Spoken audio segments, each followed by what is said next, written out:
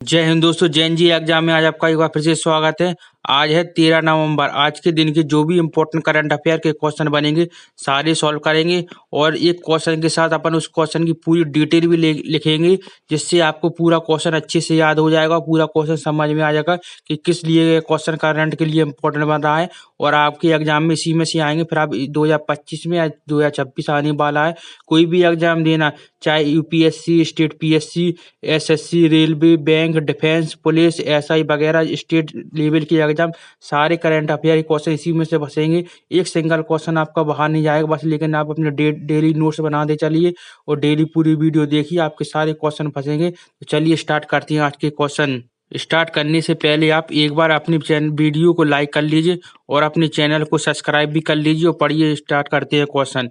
पहला क्वेश्चन रहा, हाल ही में प्रधानमंत्री मोदी ने 11 नवंबर से और 12 नवंबर 2025 को किस देश की 2 दिवसीय राजकीय यात्रा पर गए हैं? अभी हाल ही में गए हैं।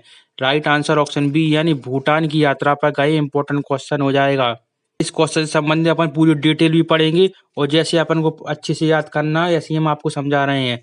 यात्रा का उद्देश्य दोनों देशों के बीच आर्थिक, सांस्कृतिक और रणनीतिक सहयोग को गहरा करना था। भारत भूटान संबंध पड़ोसी पहले नीति का प्रतीक है, जो अपनी वैश्विक सहयोग और साझा मूल्यों पर आधारित है। यह यात्रा भूटान की ग्रॉस नेशनल हैप्पीनेस और भारत के विकसित भारत यानी 2047 के दृष्टिकोण को जोड़ने का एक प्रयास है। प्रमुख गतिविधियां, द्विपक्षीय वार्ता, पीएम मोदी और भूटान के नेताओं ने व्यापार, ऊर्जा, पर्यावरण संरक्षण और डिजिटल कनेक्टिविटी पर चर्चा की है।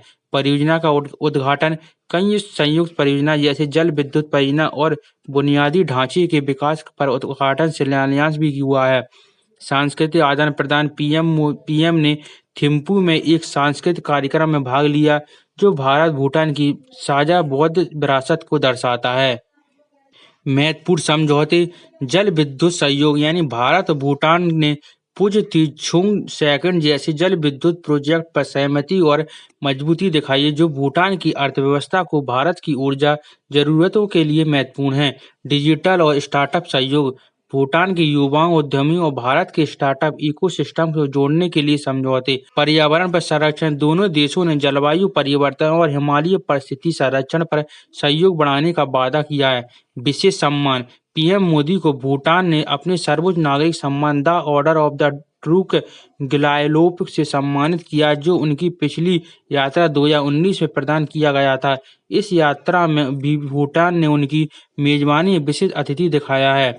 पीएम भूटान के लोगों को उनके अतिथि और भारत के प्रति प्रेम को धन्यवाद दिया है। क्षेत्रीय और वैश्विक संदर्भ, यह यात्रा क्षेत्रीय स्थिरता के लिए महत्वपूर्ण है, खासकर भारत चीन और सीमा विवाद को भूटान चीन सीमा वार्ता के बीच। भारत ने भूटान के साथ अपनी प्रतिबद्धता दोहराई है, जो दक्षिण एशिया में एक वैश्विक साझेदारी है। भूटान ने भारत के G20 नेतृत्व और वैश्विक दक्षिणी की आवाज को भी समर्थन दिया था।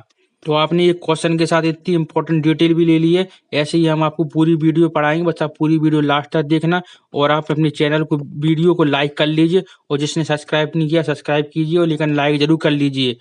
नेक्स्ट क्वेश्चन रहा, हाल ही में गेल इंडिया लिमिटेड के अगले सीएमडी के रूप में किसे नियुक्त किया गया है? तो राइट आंसर ऑप्शन बी यानी दीपक गुप्ता जी को किया गया है। नियुक्ति की प्रक्रिया, पीईएसबी ने 12 उम्मीदवारों जिसमें से 9 गेल के आंतरिक के साक्षात्कार के साथ बाद दीपक गुप्ता को चुना गया है। गेल के महारत्न पीएसयू के रूप में राष्ट्रीय महत्व की कंपनी के लिए महत्वपूर्ण, जो भारत की सबसे बड़ी प्राकृतिक गैस उपयोगिता है। पृष्ठभूमि में क्या है? दिल्ली टेक्नोलॉजिकल यूनिवर्सिटी, पूर्व दिल्ली कॉलेज ऑफ इंजीनियरिंग के मैकेनिकल इंजीनियरिंग में डिग्री धारक है। Project management professional, certified PMI USA से हैं। इंजीनियर इंडिया लिमिटेड में काम कर नाइजीरिया के 19 बिलियन डोगोट रिफाइनरी और पेट्रोकेमिकल कॉम्प्लेक्स, दुनिया की सबसे बड़ी सिग्नल ट्रेन ग्रीनफील्ड रिफाइनरी की कार्बन में महत्वपूर्ण भूमिका है। इनकी इतनी सारी भूमिकाएं इन्हें पढ़िए, इसलिए इम्पोर्टेंट है यह। गेल में योगदान, गेल में प्रोजेक्ट मैनेजमेंट, निर्माण संचालन और बिजनेस डेवलपमेंट में प्रमुख भूमिका निभाएं।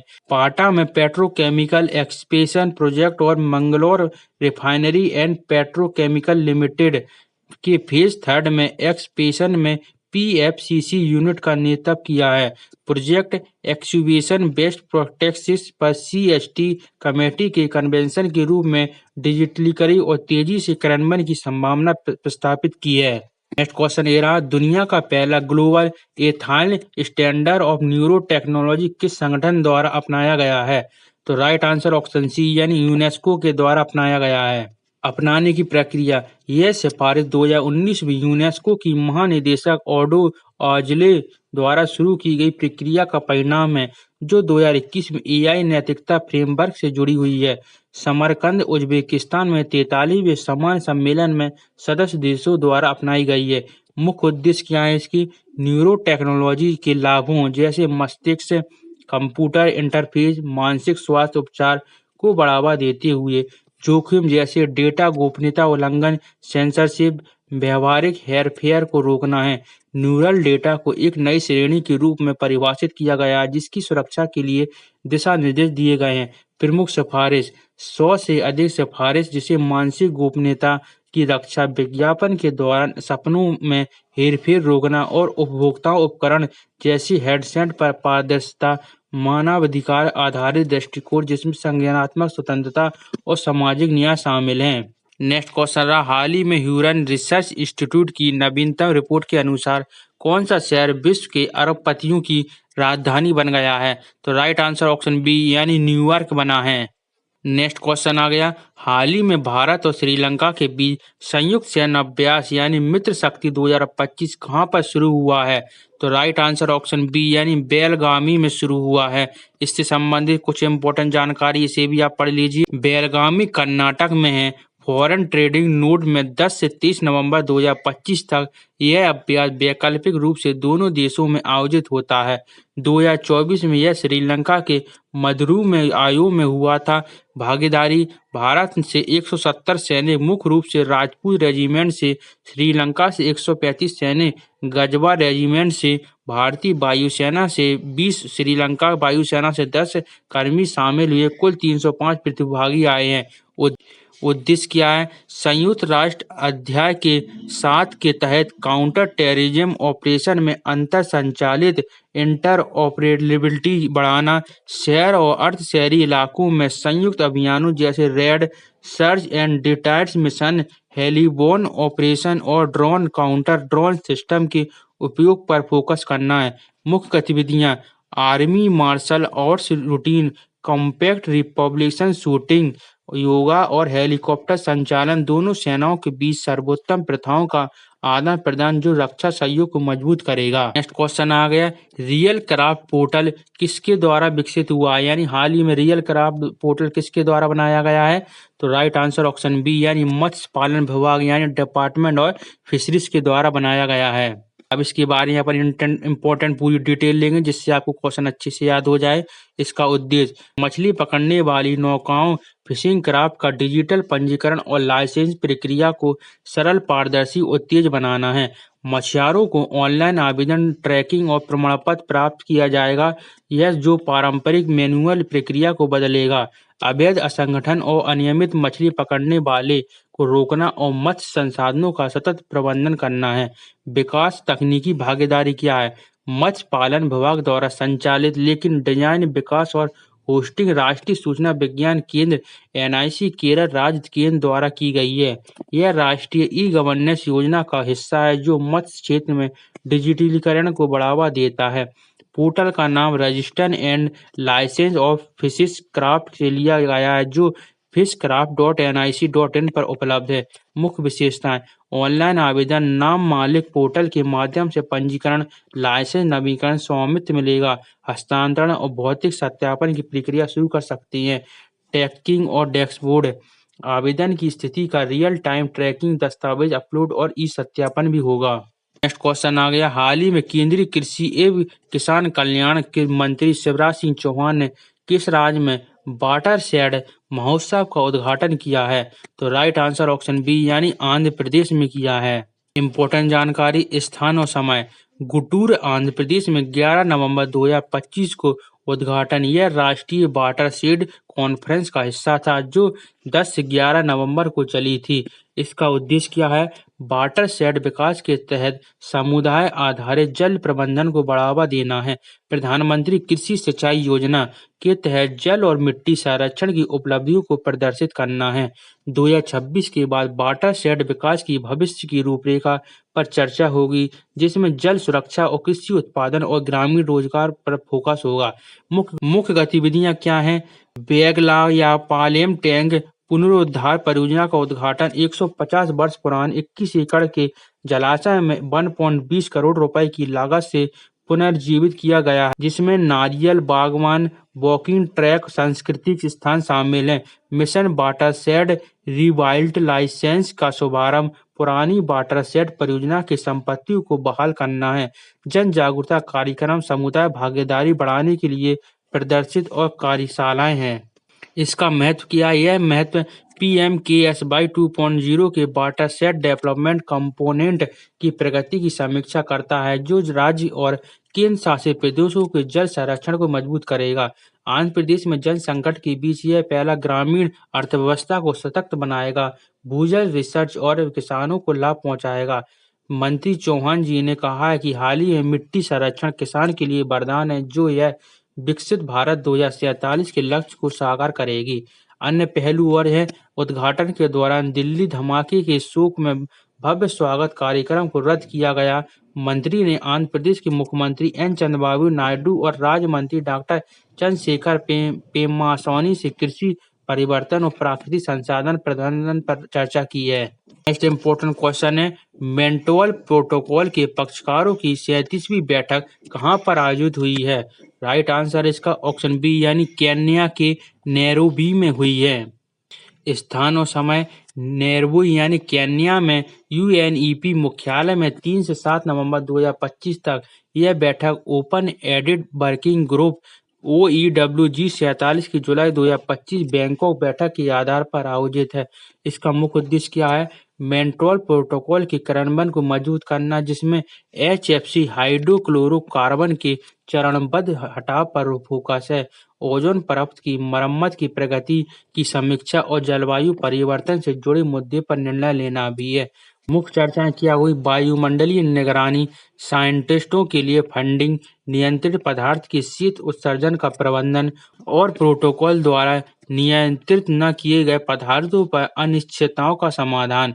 किगाली संशोधन के तहत विकासशील देशों के लिए सहायता, ऊर्जा दक्षता और सतत कूलिंग तकनीक पर जोर है। अवैध व्यापार रोकना, डेटा संग्रह और क्षमता निर्माण पर साइंट इवेंट भी है। महत्व क्या है? मॉन्ट्रियल प्रोटोकॉल को सबसे पहले पर्यावरणीय संधि माना जाता है, जो ओजोन परत को 2066 तक पूरी तरह बहाल करने की दिशा में काम कर रही है। MOP 37 ने वैश्विक सहयोग और मजबूत किया है, खासकर जलवायु और ओजोन संरक्षण के बीच संबंध पर। 600 से अधिक प्रतिनिधियों ने भाग लिया, जिसमें नीति निर्माण विशेषज्ञ और NGO शामिल हैं। परिणाम क्या निकला इसका? बैठक में कई ड्राफ्ट निर्णय पारित हुए, जो MOP 38 के लिए आधार तैयार करेंगे। यह बैठक विकासशील देशों को ODS और HFC से मुक्त में सहायता प्रदान करने वाले मल्टीलेटरल फंड की भूमिका रेखांकित करेंगे। वैश्विक मौसम संगठन WMO की रिपोर्ट के अनुसार 2024 का ओजोन होल छोटा था, जो प्रोटोकॉल की सफलता को भी दर्शाता है। नेक्स्ट क्वेश्चन, हाल ही में बुकर प्राइज 2025 का विजेता कौन हुए हैं? राइट आंसर ऑप्शन सी यानी डेविड सियालिम हुए हैं। उपन्यास का प्लांट फिलिस एक हैगिरिसन ब्रिटिश पुरुष की जीवन यात्रा पर चित्रण है, जो किशोरावस्था के माध्यम से आयु तक फैली है। गरीबी के अमीर के निकट संपर्क तक के संघर्ष, पहचान और मानवीय संबंध पर केंद्रित है। सियाजल की सादगीपूर्ण और संक्षिप्त शैली ने जज्जों को प्रभावित किया, जो इसे एकांतवासी लेकिन तूफानी जीवन की कहानी बताता है। जॉन्जिंग पैनल चेयर, रॉडी डोयल पहली बार पुकर विजेता के रूप में पैनल चेयर है। अन्य सदस्य आयोवामी आदेबायो, उपन्यासकार सारा जेसिका पार्कर, अभिनेत्री और प्रकाशक क्रिस पावर, लेखक और आलोचक काइली रीड, बेस्ट सेलिंग लेखिका। पैनल ने 153 पुस्तक पर विचार किया, जो 1 अक्टूबर 2024 से 30 सितंबर 2025 के बीच यूके आयरलैंड में प्रकाशित अंग्रेजी उपन्यास पर आधारित था। स्वाजला की पृष्ठभूमि 49 वर्षीय स्वाजला विट्रेस हंगेरियन लेखक हैं जिन्होंने कैम्ब्रिज से पढ़ाई की और रॉयल सोसाइटी ऑफ लिटरेचर में फेलो हैं। वे संगीतकार, कलाकारों और चैरिटी के साथ सहयोग करते हैं। 2016 में बुकर शॉर्ट लिस्ट होने के बाद यह उनकी पहली जीत है।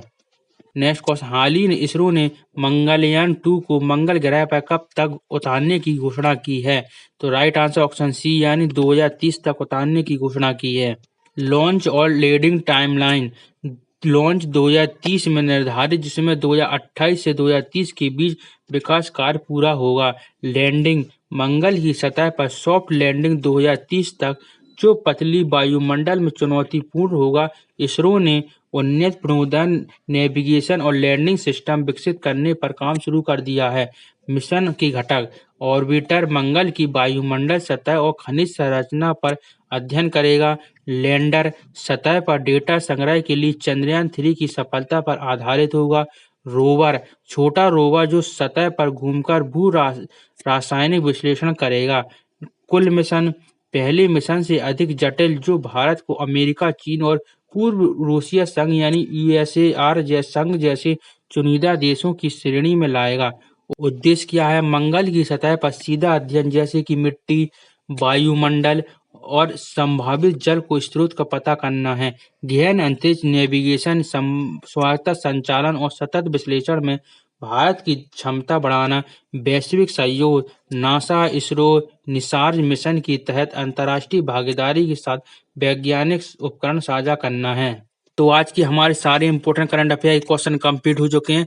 बस आप एक बार वीडियो लाइक कर लीजिए और अपने चैनल को सब्सक्राइब कीजिए और कमेंट में बताना क्वेश्चन कैसे लगे हैं। फिर अपन कल के क्वेश्चन का रिवीजन भी कर लेंगे। आज के अपन ने सारे क्वेश्चन तो पढ़ लिए, बस कल के क्वेश्चन का आप रिवीजन भी कर लीजिए, इससे आपको डेली क्वेश्चन याद होते चले जाएंगे और पीछे का भी आप नहीं बोले। पहला क्वेश्चन है, मुंबई एशिया का सबसे खुशहाल शहर घोषित किया गया है। दूसरा है, एक्सरसाइज मालाबार 2025 का आयोजन गुआम में किया गया। तीसरा, असम मंत्रिमंडल ने बहुविवाह पर प्रतिबंध लगाने वाले विधेयक को मंजूरी दी है। नेक्स्ट है, सलमान रुश्दी को Dayton peace prize lifetime achievement award 2025 से सम्मानित किया गया। नेक्स्ट है, क्रिकेटर ऋचा घोष को पश्चिम बंगाल की पुलिस में डीएसपी बनाया गया। नेक्स्ट क्वेश्चन था, स्मार्ट एक्सपो ऐप को असम राज्य में लॉन्च किया गया। नेक्स्ट है, दूसरा WHO traditional medicine global summit नई दिल्ली में आयोजित किया जाएगा। नेक्स्ट है, मिस्र इजिप्ट ने पश्चिमी रेगिस्तान क्षेत्र में प्राकृतिक गैस की बड़ी खोज की घोषणा की है। नेक्स्ट है, भारत ने अर्जेंटीना को हराकर कॉन्गोविरिया इंटरनेशनल पोलो कप 2025 जीता। नेक्स्ट है, भारत ने 2026 तक कूड़ा घरों को खत्म करने के लिए DRAP और यूमिन पहल की शुरुआत की है। तो आपने करंट के क्वेश्चन पढ़ लिए, रिवीजन भी कर लिए, सब कुछ पढ़ लिया है। बस अब लास्ट में आप हमारे लिए एक काम कर सकते हैं, वीडियो को लाइक कर दीजिए और जिसने सब्सक्राइब नहीं किया वो सब्सक्राइब भी कर लीजिए और कमेंट में करके बताइए कि आपको क्वेश्चन कैसे लगे और कुछ चाहिए वो भी बताइए। हम आपके लिए डेली करंट अफेयर की वीडियो बनाए, करंट अफेयर की वीडियो पढ़िए, साइंस की वीडियो बनाए, साइंस की पढ़िए, GK की पढ़िए, सब पढ़ा रहे हैं। आप डेली पढ़ते चलिए, अपनी तैयारी अच्छे से करिए और अपना सिलेक्शन लीजिए। फिर मिलते हैं नेक्स्ट वीडियो में, तब तक के लिए दोस्तों बाय, जय हिंद। कमेंट जरूर करना, वीडियो लाइक भी करना और सब्सक्राइब भी करना।